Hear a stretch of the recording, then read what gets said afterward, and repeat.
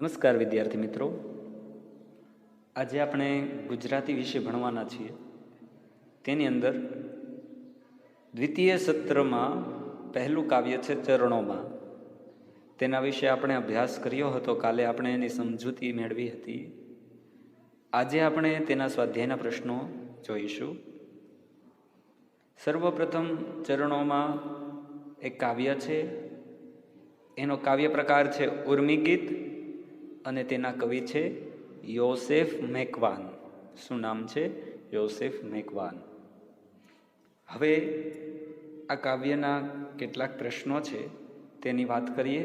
પહેલો પ્રશ્ન છે કે નીચેના પ્રશ્નોના ઉત્તર એક એક વાક્યમાં લખો. એમાં પણ પહેલો પ્રશ્ન આપ્યો છે કે ઉગમણે આભમાં શું દેખાય છે? તો કાવ્યની પંક્તિ યાદ કરશો એટલે તરત યાદ આવશે કે ઉગમણે આભમાં રેલાયા રંગ. શું દેખાય છે? ઉગમણે આભમાં રંગ રેલાયેલા દેખાય છે. બીજો પ્રશ્ન છે ચરણોમાં ચાલવાનો ઉમંગ શા માટે ઉછળે છે? તો એનો જવાબ છે ચરણોમાં ચાલવાનો ઉમંગ ઉછળે છે કારણ કે સવાર પડતાની સાથે વાતાવરણમાં તાજગી છે અને આ તાજગીના કારણે ચરણોમાં ચાલવાનો ઉમંગ ઉછળે છે. ત્યારબાદ ત્રીજો પ્રશ્ન છે પંખીની પાંખમાં અને નાનકડી ચાંચમાં શાના ગાન લહેરે છે? જવાબ પંખીની પાંખમાં અને નાનકડી ચાંચમાં વગડા અને ઝરણાના ગાન લહેરે છે. બરાબર યાદ રાખજો. પંખીની પાંખમાં અને નાનકડી ચાંચમાં વગડા અને ઝરણાના ગાન લહેરે છે. ત્યારબાદ ચોથો પ્રશ્ન છે મન ક્યાં આળોતે છે? મન ઝાકળ ભર્યા મેદાનના ઘાસમાં આળોટે છે. ક્યાં? મન ઝાકળ ભર્યા મેદાનના ઘાસમાં આળોટે છે. ત્યારબાદ પાંચમો પ્રશ્ન છે કવિના ચરણોમાં શાનો ઉમંગ ઉછળે છે? જવાબ કવિના ચરણોમાં ચાલવાનો ઉમંગ ઉછળે છે. છઠ્ઠો પ્રશ્ન છે વગડા અને ઝરણાના ગાન ક્યાં લહેરે છે? જવાબ વગડા અને ઝરણાના ગાન પંખીની પાંખમાં અને ચાંચમાં બે જગ્યાએ લહેરે છે. કઈ જગ્યાએ? પાંખમાં અને ચાંચમાં. ત્યારબાદ સાતમો પ્રશ્ન છે ચોપાસ શું શું ઉઘડે છે? ચોપાસ એટલે ચારે બાજુ શું ઉઘડે છે? તો સવાર થતાની સાથે બધી વસ્તુ દેખાવા મળે ને. તો અહીં કહ્યું છે જવાબમાં આપણે લખી શકાય કે ચોપાસે પહાડ, નદી અને મેદાન ઉઘડે છે. પછી આઠમો પ્રશ્ન છે વાયુ કેવો વહે છે? સવારમાં વાયુ કેવો વહે છે? તો આપણે જવાબ લખીશું વાયુ ધરતીની મહેક પીતો. મહેક એટલે સુગંધ. વાયુ ધરતીની મહેક પીતો ચકચૂર બનીને એટલે કે મસ્તી ભૈરો વહે છે. ત્યારબાદ નવમો પ્રશ્ન ચરણોમાં કાવ્યના કવિ કોણ છે? તો સર્વપ્રથમ આપણે વાત કરી કે ચરણોમાં કાવ્યના કવિ યોસેફ મેકવાન છે. કોણ છે? યોસેફ મેકવાન. ત્યારબાદ 10મો પ્રશ્ન છે ચરણોમાં કાવ્યમાં શાનું વર્ણન છે? તો એકદમ સરળ પ્રશ્ન છે. ચરણોમાં કાવ્યમાં સવારના કુદરતી વાતાવરણનું વર્ણન છે. મિત્રો, આપણે પહેલો પ્રશ્ન જોયો જેની અંદર એક એક વાક્યમાં ઉત્તર આપવાના હતા. ત્યારબાદ બીજો પ્રશ્ન છે જેની અંદર ટૂંકમાં ઉત્તર આપવાનો છે. એક જ પ્રશ્ન છે. પ્રશ્ન એવો છે કે સવાર પડતા કુદરતમાં કેવા ફેરફાર થાય છે? આપણે જવાબ અહીં લખેલો છે. તમને પણ ખબર છે કે કેવા કેવા ફેરફાર થાય છે. બરાબર. તો અહીં લખેલું જ છે સવાર પડતા આકાશમાં વિવિધ રંગો ફેલાઈ જાય છે. આકાશ કેસરી રંગનું બની જાય ને, તો એ પ્રમાણે વિવિધ રંગો ફેલાઈ જાય છે. પંખીઓ કલરવ કરતા આકાશમાં ઉડે છે. નદી અને ઝરણાના પાણી કલકલ નાદ કરે છે. પવન પણ ધરતીની સુગંધ લઈને મસ્ત બની જાય છે. તો સવાર પડતાની સાથે આ પ્રકારના ફેરફાર થાય છે. ત્યારબાદ ત્રીજો પ્રશ્ન છે, જોડકા જોડવાના છે. તમે આમ તો જાતે જોડી શકો એટલા સરળ છે. આભ, તો આભની સામે શું આવશે? પેલું છે આભ, તો આભની સામે આવશે રંગ, કારણ કે આભમાં શું ફેરફાર થયો છે? રંગ રેલાયા છે. પછી બીજું શબ્દ છે ઝરણા, તો ઝરણા માટે આમાંથી કયો શબ્દ લાગુ પડશે? દોર, સૂર, રંગ, ગાન કે મહેક? તો આવશે ગાન, ઝરણાના ગાન. પછી ત્રીજો શબ્દ છે કલ્પના. કલ્પનાની સાથે શું આવશે? દોર, સૂર, રંગ, ગાન કે મહેક? તો કાવ્યમાં પંક્તિ આવે છે, કલ્પના ને દોર સરી જાવું એની સંગ, તો આવશે દોર. ધરતીની સામે આવશે મહેક, ધરતીની મહેક પીતો વાયુ ચકચૂર. પછી કિરણની સામે આવશે સૂર, કિરણોના સૂર, એવું આવે છે ને કાવ્યમાં. તો આ પ્રમાણે જોડકા છે. ત્યારબાદ ચોથું છે, નીચેની પંક્તિઓનો ભાવાર્થ સમજાવો. તો અહીં 4 પંક્તિઓ આપેલી છે. ધરતીની મહેક પીતો વાયુ ચકચૂર, ઝાકળમાં ઝીણેરા કિરણોના સૂર, મન એમાં આળોટે મારી છલંગ, ચરણોમાં ચાલવાનો ઉછળે ઉમંગ. તો અહીં કવિ આ પંક્તિઓમાં કહે છે કે પવન ધરતીની મીઠી સોડમ લઈને વહી રહ્યો છે. બાગમાં ઘાસ પર ઝાકળ બિંદુઓમાં સૂર્યના કિરણો તગતગી રહ્યા છે. મન એ ઘાસમાં આળોટવા જાણે કૂદકો મારે છે, આમ ચરણોમાં ચાલવાનો ઉમંગ ઉછળી રહ્યો છે. તો આ પ્રકારે ભાવાર્થ છે. એ સિવાય પણ તમે સમજૂતીના આધારે ભાવાર્થ લખી શકો, એમાં કોઈ ખોટું નથી. હવે આગળ વિદ્યાર્થી મિત્રો 5મો પ્રશ્ન છે, જેમાં છે નીચેની કાવ્ય પંક્તિ પૂર્ણ કરો. આપણે 4 પ્રશ્ન જોયા, 5મા પ્રશ્નમાં કાવ્ય પંક્તિ પૂર્ણ કરવાની છે.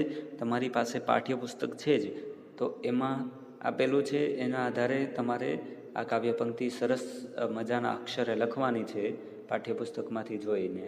બરાબર. લહેરે છે વગડા અને ઝરણાના ગાન, ચોપાસે પહાડ નદી ઉઘડે મેદાન, કલ્પના ને દોર સરી જાવું એની સંગ, ચરણોમાં ચાલવાનો ઉછળે ઉમંગ. તો આ પ્રકારની કાવ્ય પંક્તિ છે. ત્યારબાદ 6થો પ્રશ્ન છે, નીચેના સમાનાર્થી શબ્દો લખો. ખાસ જોજો, સમાનાર્થી શબ્દ છે પૂર્વ. પૂર્વનો સમાનાર્થી શબ્દ છે પશ્ચિમ નહીં, પણ ઉગમણે. બરાબર, ઉગમણું અથવા ઉગમણે. પછી બીજું છે ઠેકડો. ઠેકડોનો છે સમાનાર્થી શબ્દ કૂદકો. ત્યારબાદ વાયુ. વાયુનો અર્થ થાય છે પવન. એના પછી 4થો શબ્દ છે ગગન. ગગન અર્થાત આકાશ. 5મો શબ્દ છે પહાડ. પહાડ એટલે શું થાય? પર્વત. બરાબર. 6થો છે પંખી. પંખી માટે શબ્દ છે પક્ષી. 7મો શબ્દ છે ચરણ. ચરણ અર્થાત પગ. 8મો શબ્દ છે ઉમંગ. ઉમંગ એટલે કે આનંદ. 9મો શબ્દ છે ગાન. ગાન અર્થાત ગીત. 10મો શબ્દ છે નદી. નદી અર્થાત સરિતા. ત્યારબાદ 7મો પ્રશ્ન છે, નીચેના શબ્દોના વિરુદ્ધાર્થી શબ્દો લખો. એમાં છે ઉગમણું. ઉગમણુંનું વિરુદ્ધાર્થી છે આથમણું. બીજું છે પ્રકાશ. પ્રકાશનો વિરુદ્ધાર્થી થાય છે અંધકાર. ત્યારબાદ છે નાનું. નાનુંનો વિરુદ્ધાર્થી થાય છે મોટું. એની પછી છે આકાશ. આકાશનો વિરુદ્ધાર્થી છે પાતાળ. ત્યારબાદ ઉત્સાહ. ઉત્સાહનો વિરુદ્ધાર્થી શોક અથવા દુઃખ. ત્યારબાદ છે 6થું દૂર, તો એનું થશે નજીક. એના પછી વિદ્યાર્થી મિત્રો 8મો પ્રશ્ન છે, નીચેના શબ્દોને શબ્દકોશના ક્રમમાં ગોઠવો. તો શબ્દકોશના ક્રમમાં તમારે જાતે લખવાનું છે ગોતીને. અહીં મેં જવાબ આપી દીધેલા છે, તમે જોઈ શકો છો, પણ તમારે જાતે લખવાનું છે વિચારીને. બરાબર. ત્યારબાદ 9મો પ્રશ્ન છે, નીચેના શબ્દો માટે કાવ્યમાં વપરાયેલા શબ્દો લખો. તો કાવ્યમાં વપરાયેલા શબ્દો, જેમ કે આપણે કાવ્યમાં પંક્તિ છે, ઉગમણે આભમાં રેલાયા રંગ. તો આભ છે એ આકાશવાચક શબ્દ છે, આકાશ માટે શબ્દ વપરાયો છે આભ. તો અહીં જો પહેલો પ્રશ્ન શું લખ્યું? આકાશ. તો કાવ્યમાં આકાશ માટે કયો શબ્દ વપરાયો છે? આભ. બરાબર, તો તમારે લખવાનું છે આભ. પછી પગ માટે, તો પગ માટે શબ્દ છે ચરણોમાં ચાલવાનો ઉછળે ઉમંગ. તો પગ માટે શબ્દ વપરાયો છે ચરણ. પછી પક્ષી માટે, તો કાવ્ય પંક્તિ છે પંખીની પાંખમાં નાનકડી ચાંચમાં. તો પક્ષી માટે શબ્દ વપરાયો છે પંખી. પછી જંગલ, જંગલ માટે વપરાયો છે વગડો. લહેરે છે વગડા અને ઝરણાના ગાન. તો વગડો આવ્યો ને, તો એ પ્રમાણે 5મો શબ્દ છે ચારે બાજુએ. તો એના માટે શબ્દ વપરાયો છે ચોપાસ. ચોપાસ, નદી ઉઘડે મેદાન. બરાબર. પછી 6ઠ્ઠો છે સુગંધ. સુગંધ માટે શબ્દ છે મહેક. ત્યારબાદ પવન. પવન માટે શબ્દ છે વાયુ. ત્યારબાદ છે કૂદકો. કૂદકો માટે શબ્દ છે છલંગ. બરાબર. તો આ પ્રમાણે જવાબો હતા. હવે આગળનો પ્રશ્ન જોઈએ. હવે 10મો પ્રશ્ન છે મિત્રો, નીચેના શબ્દોનો ઉપયોગ કરી અને વાક્ય બનાવીને લખો. હવે જો મિત્રો, આ એકદમ સરળ પ્રશ્ન છે, પણ વાક્યનો તમને અર્થ, શબ્દનો અર્થ ખબર હોય ને તો તમે સરસ મજાનું વાક્ય બનાવી શકો, નહીંતર ન બનાવી શકો. તો ઉમંગ, ઉમંગનો અર્થ શું થાય છે? આનંદ. બરાબર. તો એનું વાક્ય આપણે બનાવ્યું છે, મનીષમાં ક્રિકેટ રમવાનો ઉમંગ દેખાય છે. બરાબર. ઉમંગ એટલે આનંદ. ત્યારબાદ બીજું છે ચોપાસ. ચોપાસ એટલે ચારેય બાજુ. તો અહીં આપણે વાક્ય બનાવ્યું, ગામડામાં ચોપાસ ખેતરો જોવા મળે છે. તમે આની સિવાયનું કોઈ પણ વાક્ય બનાવી શકો છો. બરાબર. પછી ત્રીજું છે ચકચૂર. ચકચૂર એટલે આપણને ખબર છે, આગળ આવી ગયેલું છે. ચકચૂર એટલે મસ્તી ભર્યો. તો કૃષ્ણ બંસરી વગાડવામાં ચકચૂર થઈ ગયા. એનો ચકચૂરનો બીજો અર્થ થાય છે તલ્લીન. તો કૃષ્ણ ભગવાન બંસરી વગાડવામાં તલ્લીન થઈ ગયા. ત્યારબાદ છે સૂર. સૂર અર્થાત થાય છે અવાજ. દૂર દૂરથી કોઈના ગાવાનો સૂર સંભળાયો. બરાબર. આ પ્રમાણે 10મો પ્રશ્ન જોયો. 11મો પ્રશ્ન છે, જેની અંદર ના, નો, ની, નું એવા બધા પ્રત્યય લગાડી અને ખાલી જગ્યા પૂરવાની છે. તો જુઓ, ચાલવાનો ઉમંગ. બરાબર. ચાલવાની ઉમંગ ન થાય, ચાલવાના ઉમંગ એ પણ ખોટું પડે, ચાલવાનું ઉમંગ એ પણ ખોટું પડે, એટલે આવશે ચાલવાનો ઉમંગ. બીજું છે ધરતીની મહેક.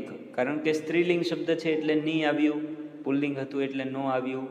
હવે ત્રીજું છે શાળાનું મેદાન. મેદાન છે એ નપુંસકલિંગ શબ્દ છે એટલે નું આવ્યું. બરાબર. પુલ્લિંગ હોય તો નો આવે. ત્યારબાદ સ્ત્રીલિંગ છે એટલે ની આવ્યું, અને શાળાનું મેદાન એટલે મેદાન શબ્દ નપુંસકલિંગ છે. પછી છે ચોથું ઝરણાના ગાન. ઝરણું એક નથી, ઘણા બધા છે, એટલે બહુવચન હોય તો ના આવશે પાછળ. ઝરણાના ગાન. પછી કિરણ. કિરણોના સૂર. કિરણ એક નથી, બહુ બધા કિરણો છે, આથી આવ્યું કિરણોના સૂર. ત્યારબાદ છે પંખીની પાંખ. તો ની શા માટે આવ્યું? બીજા એકે પ્રત્યય કેમ ન આવ્યા?